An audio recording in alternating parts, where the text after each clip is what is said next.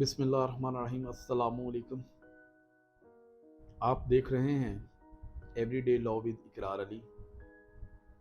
आज का जो टॉपिक है वो है मिर्ज़ा मोहम्मद अली इंजीनियर साहब जो जेलम से हैं, उनकी गिरफ़्तारी।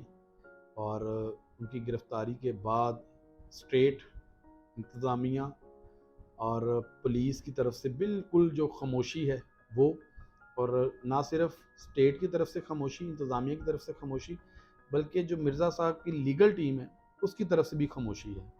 तो इस पे हम आज तज्ज़िया करेंगे, लेकिन ये तज्ज़िया करने से पहले मैं इकबाल का एक शेर जो है मुझे याद आ रहा है कि इकबाल बड़ा उपदेशक है, मन बातों से मोह लेता है, गुफ्तार का गाजी तो वो बना, करदार का गाजी बन ना सका।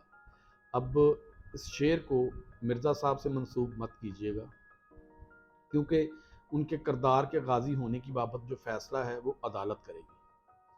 तो जी शुरू करते हैं अपना टॉपिक कि 25/8/2025 को डिप्टी कमिश्नर जेलम जो हैं वो हुक्म देते हैं 3 एमपीओ के तहत मिर्ज़ा साहब की डिटेंशन का। तो मिर्ज़ा साहब को मकामी पुलिस अरेस्ट कर लेती है, डिटेन कर लेती है।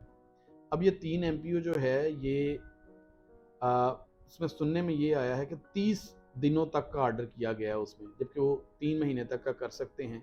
डिप्टी कमिश्नर साहब उनके पास अख्तियार है और बाद में उसको एक्सटेंड भी कर सकते हैं कुछ नागज़ीर वजूहात की बिना पे। अब मिर्ज़ा साहब जो हैं उनको डिटेन कर लिया गया, लेकिन सूरत हाल उस वक्त पेचीदा होती है जब एक उस्मान कादरी नामी बंदा जो है वो मुद्दई बन के एक एफ आई आर करवा देता है 295C, और पीका एक्ट 2016 का सेक्शन 11 भी उसमें जो है लगा है।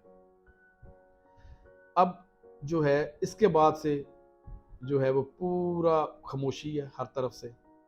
ना तो मिर्ज़ा साहब की लीगल टीम ने कोई इसमें अपना अभी तक एक्टिव हुई है, ना कोई स्टेट की तरफ से कुछ आ रहा है, ना ही कोई उनका रिमांड लिया गया उस एफआईआर में।